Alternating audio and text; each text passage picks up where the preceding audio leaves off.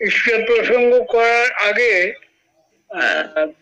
একটু বলে নি যে মানে আমি 1966 সালে 1 সেপ্টেম্বর ঠাকুরের চরণে পৌঁছেছিলাম এবং সেটা প্রথমে আপনাদের সকলকে আজকে এই প্রাতঃকালের বিশেষ সৎসঙ্গে আমার অন্তরে ভক্তিপূর্ণ শ্রদ্ধা প্রীতি শুভকামনা জানাই। আপনারা সকলে ঠাকুরের কর্মী বেশিরভাগই এবং অনেক ঋত্বিক দেবতা আছেন যারা ঋত্বিক দেবতা এই যে টার্মটা ঠাকুরের সময় থেকে ব্যবহৃত হতো, ঋত্বিকরা ওরকম ছিলেন, মানে ঠাকুর করে তুলেছিলেন। আমি অন্তত নিজেকে এরকম মনে করি না। আমি ঠাকুরের অযোগ্য এবং অধম শিষ্যদের একজন। একটা জায়গায় আমার একটু বিশেষত্ব আছে, এটা হচ্ছে আমার মেজ মামা একজন সন্ন্যাসী ছিলেন। 18 বছর বয়সে তিনি সংসার ত্যাগ করেন আর 56 বছর বয়সে বাড়ি ফেলেন। ফিরে 3 দিনের মধ্যেই তার জ্বর হয়, দেহত্যাগ করেন। তো মাতৃকুলের একটা সাপ তো থাকেই, আমাদের ভেতরে সেটা ছিল, এটা আমি বুঝতে পারি। ফলে ফ্রম দ্য ভেরি চাইল্ডহুড বা early days of my life আমার ভগবান এই শব্দটা সম্পর্কে একটা দুর্বলতা ছিল। আর আমার মহাভারত আমি পড়িনি ডাইরেক্টলি, খুব বড় বয়সে পৌঁছানোর আগে মায়ের মুখে গল্প শুনে আমার রামায়ণ মহাভারত যা পড়া হয়েছিল সেটা কমপ্লিট হয়েছিল অ্যাকচুয়ালি। ওগুলো আমাকে খুব ইন্সপায়ার করছে। কিন্তু আমি যখন স্কুল কলেজে ওপরের দিকে পড়ি, ইউনিভার্সিটিতে যাই, তখন দেখতাম ওই রামায়ণ মহাভারতের যে পার্সপেক্টিভ বা যে আবহাওয়া, সেটা থেকে এই যুগটা অন্যরকম, ভয়ঙ্কর যুগ। মানুষের জীবনের মূল লক্ষ্য শ্রীরামকৃষ্ণদেব একটা জায়গায় বলেছেন, এক কথায় ঈশ্বর লাভ। এ কথাটা ভাগ্যিস বলেছিলেন, মানে আমার পড়া হয়েছে। আমি যখন ঠাকুরের চরণে পৌঁছই, ঠাকুর অনুকূল চন্দ্রের চরণে, তখন কিন্তু আমি ঈশ্বর দর্শনের জন্যই গেছিলাম। কারণ রামকৃষ্ণদেব নেই।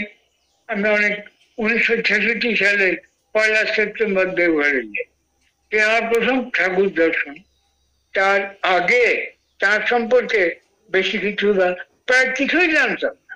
ওখানে যাওয়ার পরে অনেক পুরনো বয়স্ক সৎসঙ্গী বৃদ্ধ লোক ছিলেন যারা খুব গাইড করতেন আমাকে এবং অনেক বইতে গিয়ে হেল্প করেছে।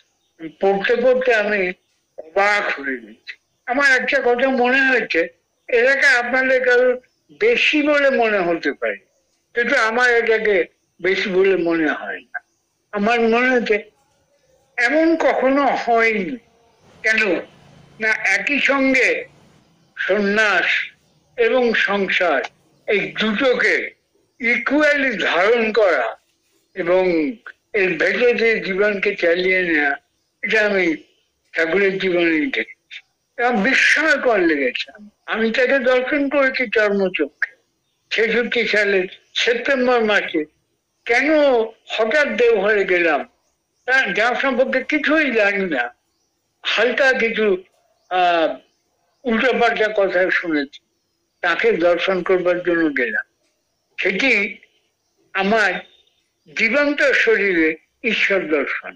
যুধিষ্ঠিরের জীবন্ত শরীরে স্বর্গ দর্শন হয়েছিল, আমার তেমনি এটি ঈশ্বর দর্শন।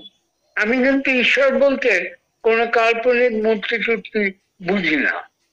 আমি ঈশ্বর বলতে ঠাকুরকেই বুঝি এবং জীবনে যে কোনো ক্ষেত্রে, যে কোনো বিষয়ে, যে কোনো দুরূহতম, জটিলতম, ভয়ঙ্কর সমস্যার মধ্যেও আমি ঠাকুরের কাছে সমাধান পেয়েছি, একেবারে নিখুঁত। ঈশ্বরের ব্যাপারটাই তো এই, উঁচু নিচু উল্টো পাল্টা আঁকা বাঁকা কিছু রাখতে দেন না, মসৃণ করে দেন। ঠাকুর ছিলেন সেই মায়াবীর মতো। আমি তাকে দর্শন করেছি এবং প্রথম দর্শন করে আমার যেটা প্রথম স্ট্রাইক করেছিল, এটা কবির ভাষায় বলতে হয়, এমন কখনো দেখিনি। সত্যি বলছি আপনাদের, তাকে দর্শন করেছি। আমার বয়স তখন কত, 20-20 মধ্যে। আজকে আমার বয়স 83। এই 63 বছর ধরে তাকে নিয়ে চলছে।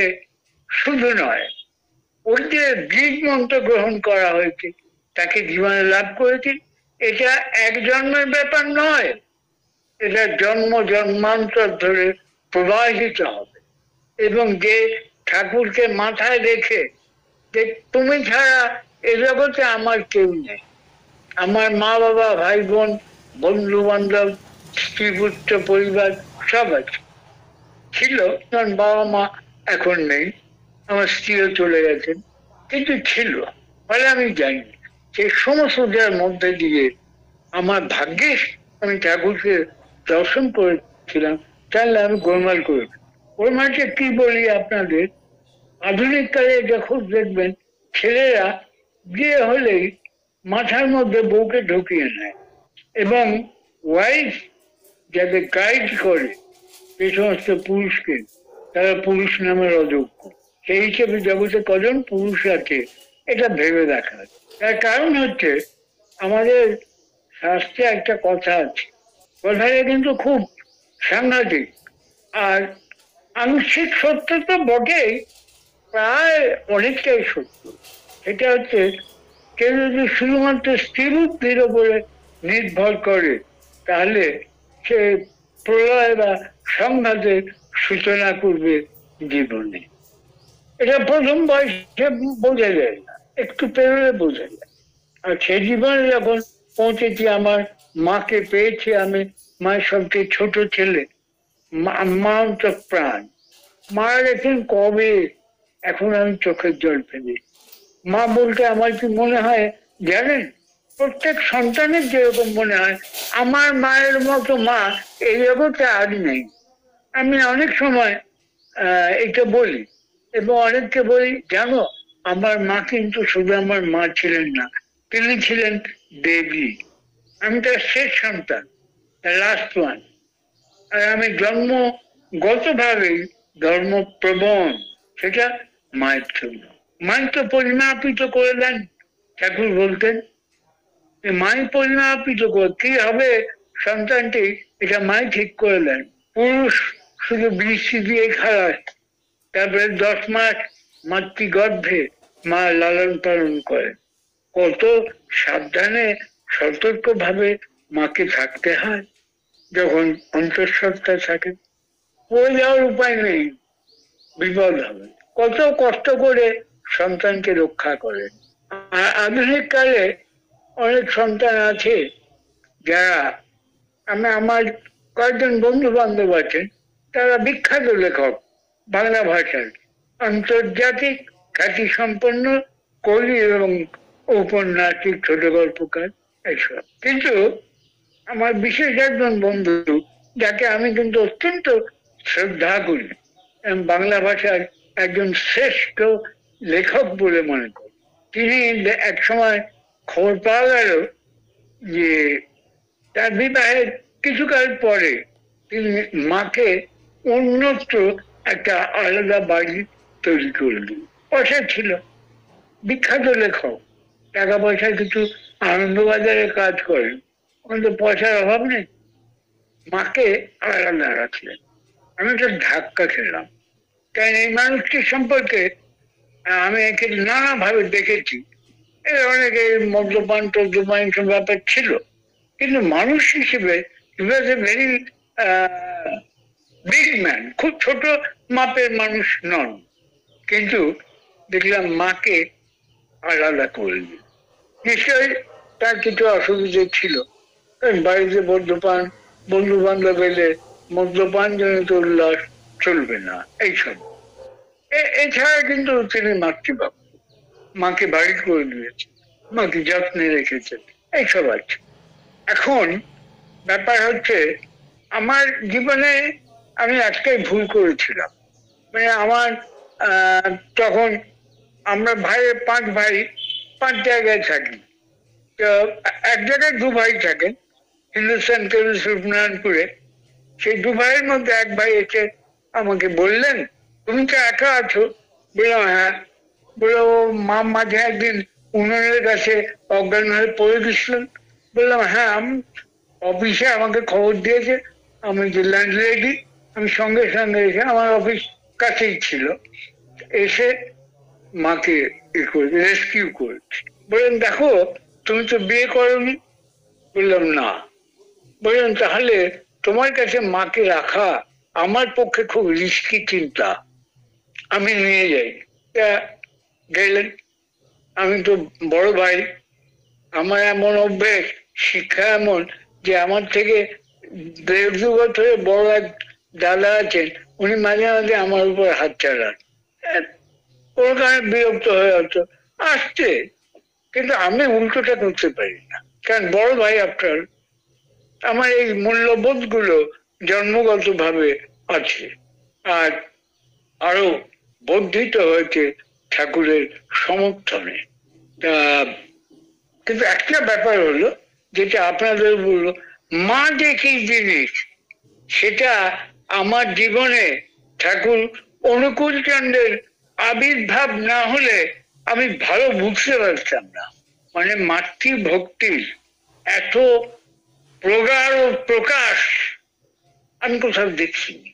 মা চলে যাওয়ার পরেও ঠাকুর মাঝে মাঝে প্রথম দিকে শ্মশানে, যেখানে মাকে দাহ করা হয়েছিল আশ্রমের প্রাঙ্গণে একটা দিকে, সেই দিকে তাকিয়ে ঠাকুর বলছেন, ঠাকুর তো ভক্তরা বসে আছেন, ঠাকুর বলছেন মা তুই চলে গেলি, তুই চলে গেলি। মানে মাকে তিনি কিরম ভালোবাসতেন শুনুন। একবার মা বুড়ো বয়সে একটা কাজ করতে গিয়ে আছাড় খেয়ে পড়ে গেছে। মায়ের বয়স তখন অনেক, আর পড়ে গেলে তো লাগবেই, মায়ের লেগেছে, শক্ত জায়গায় পড়েছে। খবরটা ঠাকুরের কাছে গেল, সবাই যথাসাধ্য কম করেই বলার চেষ্টা করেছে, কিন্তু ঠাকুর দেখেই বুঝেছে। তারপরে ঠাকুর করলেন কি, মায়ের মুখের দিকে একটুক্ষণ, মানে কয়েক সেকেন্ড তাকিয়ে থেকে বললেন, মা তুই পড়লি কিভাবে? এম্বালে পড়লি? এটা বাঙাল ভাষার কথা। এম্বালে মানে এমনি ভাবে, এম্বালে পড়লি? বলে ঠাকুর পড়ে গেলেন। আবার উঠলেন, আবার পড়লেন, তুই এম্বালে পড়লি? এরকম বেশ কয়েকবার। এবং কোলবাই ঠাকুর কিন্তু আসতে পড়ছেন না, এই যে শরীর দিয়ে মায়ের ব্যথাটা ফিল করা এবং মাকে তার উপযুক্ত ভাবে স্নেহ দেয়া। মাকে তো তিনি সন্তানের মতো স্নেহ করতেন, তার ভালোবাসার প্রকাশটা ছিল সর্বব্যাপী। মা তুই অ্যাম্বালে পড়লি? বলে ঠাকুর আছাড় খেলেন। ঠাকুর আছাড় খাওয়াটা কিন্তু জোর হলো, উনি নিজেই পড়লেন। আবার উঠলেন, আবার বললেন, মা তুই অ্যাম্বালে পড়লি? বলে আবার আছাড় খেলেন। এবং সেবারও লাগলো। 3বার এরকম হওয়ার পরে মা হাসলেন। এতক্ষণ পরে মায়ের মুখে হাসি ঘুরল, ঠাকুরও পড়াটা বন্ধ করল। আপনি আশা কবে শোনা, এরকম কখনো শুনেছেন? মা পড়ে গেছিল বলে মায়ের সামনে ঠাকুর 3বার পড়লেন, আরো পড়তেন, কিন্তু মা সমঝে গেলেন। মা তুই অ্যাম্বালে পড়লি? বেশ জোরে পড়লেন, মায়ের ব্যথাটা গেলে। আমরা বিদ্যাসাগর মশাইয়ের কথা জানি, মাতৃভক্ত ছিলেন অপরিসীম। তিনি যারা আরো দুর্গম ইতিহাস স্টাডি করেন, তারা আবার একটা আঁচ দিয়েছেন, সেটা আমি আপনাদের বলছি না, কারণ কারণ শ্রদ্ধাকে নষ্ট করা সৎসঙ্গীরা করে না। তো বিদ্যাসাগর মশাই মাকে খুব ভালোবাসতেন প্রাণ দিয়ে। মায়ের জন্য গরম কাপড় এনেছেন। তারপরে কিছুদিন পরে আবার কলকাতা থেকে বাইরে যাওয়ার পরে দেখছেন প্রচন্ড শীতের মধ্যেও মা ওটা পড়ছেন না। বিদ্যাসাগরের মা তো, বিদ্যাসাগরের মা তুমি এটা গায়ে দাওনি, আশ্চর্য ব্যাপার।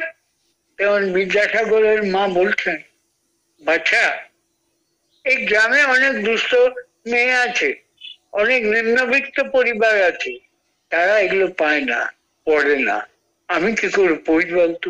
বিদ্যাসাগর মশাই এতে মা এই কথা শুনলেন বিদ্যাসাগর মাছের কাছে, শুনে বললেন তোর কি ইচ্ছা? বললেন এখানে যারা এরকম অভাবী লোক তাদের জন্য আমি গরম কাপড় পাঠিয়ে দিই। যাতে তাদের না পাঠালে মা পড়বেন না। বিদ্যাসাগরের মা তো শুনুন, রাস্তার ধারে মহাপুরুষের জন্ম হয় না, ওই রকম বরণীয় মাতৃগর্ভে সন্তান জন্মায়। বিবেকানন্দ যেখানে সেখানে জন্মাচ্ছেন? কখনো না। ওই রকম বিবেকানন্দ যখন প্রচন্ড দুষ্টামি করে, ভীষণ দুষ্টু ছিলেন তো, খুব দুষ্টামি করতেন, তখন মা মানে বিবেকানন্দের মা বলতেন শিবের কাছে চাইলাম তাকে সন্তান হিসেবে, তিনি একটা ভূতকে পাঠিয়ে দিলেন। বলে এক কোটি জল বিবেকানন্দের মাথায় ঢেলে বলতেন শিব শিব শিব। বিবেকানন্দ শান্ত হয়ে যেত। সন্তানকে তৈরি করে মা, সন্তানের চরিত্র তৈরি করে মা, সন্তানের সমস্ত ব্যাপারটাই মা। পুরুষ শুধু বীজটা দিয়ে খালাস, বাকি সব 10 মাস 10 দিন যে দুঃসহ কষ্ট আমি তো দেখেছি। বাংলাদেশে অল্প বয়সে আমাদের বাড়িতে যারা অন্তঃসত্ত্বা হতেন আমি তাদের কষ্ট দেখেছি। কত সাবধানে থাকতেন, পড়ে না যায়, কেন? সন্তানের ক্ষতি হবে। এই যে মাতৃস্নেহ, এটা মানে আমার অসম্ভব ভালো লেগেছে, অসম্ভব। এবং এটা কিরকম জানেন? ইংরেজরাও বোধ করে এটা, একটা ইংরেজি প্রবাদ আছে, সেটা আমার অদ্ভুত লাগে, অদ্ভুত মানে বিস্ময়কর। আমার মাঝে মাঝে মনে হয় লোকটা বোধহয় ভারতীয় ছিল আগের জন্য। লিখছেন God cannot be everywhere, so he has created mothers. ঈশ্বর সব জায়গায় থাকতে পারেন না, সেই জন্য তিনি মানে সবসময় সব জায়গায় থাকতে পারেন না, সেই জন্য তিনি মাকে সৃষ্টি করেছেন। আমার এখনো মনে আছে, আমার এখন 80 পেরিয়ে গেছি, 82 বা 3 এরকম হবে। সেই বয়সেও আমার মনে পড়ে যে আমার মা যদি কোথাও ধাক্কা খেতেন বা আঘাত পেতেন, আমার ভীষণ কষ্ট, আই ফেল্ট ইট ফিজিক্যালি। আর মাতৃস্নেহ, এর তো কোনো তুলনা এই জগতে নেই, এই জগতেই নেই। রামকৃষ্ণদেব ঈশ্বরকে মা বলতেন। আশ্চর্য, ওই রকম ব্রহ্মজ্ঞ পুরুষ, ব্রহ্মজ্ঞ পুরুষ কিন্তু ব্রহ্মের প্রকাশ মাতৃজ্ঞান করতেন, মানে মাতৃজ্ঞানে নারীকে দেখতেন এবং সেরকম ভাবে ভক্তি শ্রদ্ধা করতেন। আর তার বিয়ে হয়েছিল এমন যে রামকৃষ্ণদেব ঠাট্টা করে হাসতে হাসতে একদিন বলেছিলেন যে আমাদের ওই বাড়িতে ফল গাছে লাউ হলে একটা কাঠি দিয়ে রেখে দেয়, that will be the block, ওটা আঘাত থেকে এই লাউটাকে যেন রক্ষা করে। আমাদেরও সংসারে বাঙালিদের জীবনে উন্নত হয়তো আছে অন্যরকম ভাবে, এরকম একটা ব্যাপার আছে। আমার মনে আছে আমি যখন ছেলেবেলায় পরীক্ষা দিতে যেতাম বা বাড়ি থেকে বাইরে কলকাতার দিকে পড়াশুনো করতে যেতাম, আমরা যখন বাঁকুড়ায় থাকতাম, তখন আমি আমার মাকে যখন প্রণাম না করে তো বেরোনো কোনো প্রশ্নই নেই। আর তখন তো দেওঘরে প্রথম দিকে যায়নি, ফলে প্রণামের কাজাটাও জানতাম না, পায়ে হাত দিয়ে প্রণাম করতাম। আমার মা, আমার মনে আছে আমি প্যান্ট শার্ট পরে একদম ওয়েলড্রেস হয়ে আছি, শুধু জুতোটা পরিনি মাকে প্রণাম করবো বলে। স্কুলে বা কলেজে যেখানেই যাই, মাকে প্রণাম করলে মা তার বাঁ হাত দিয়ে বাঁ পায়ের নিচে হাত দিয়ে ধুলো তুলে আমার মাথায়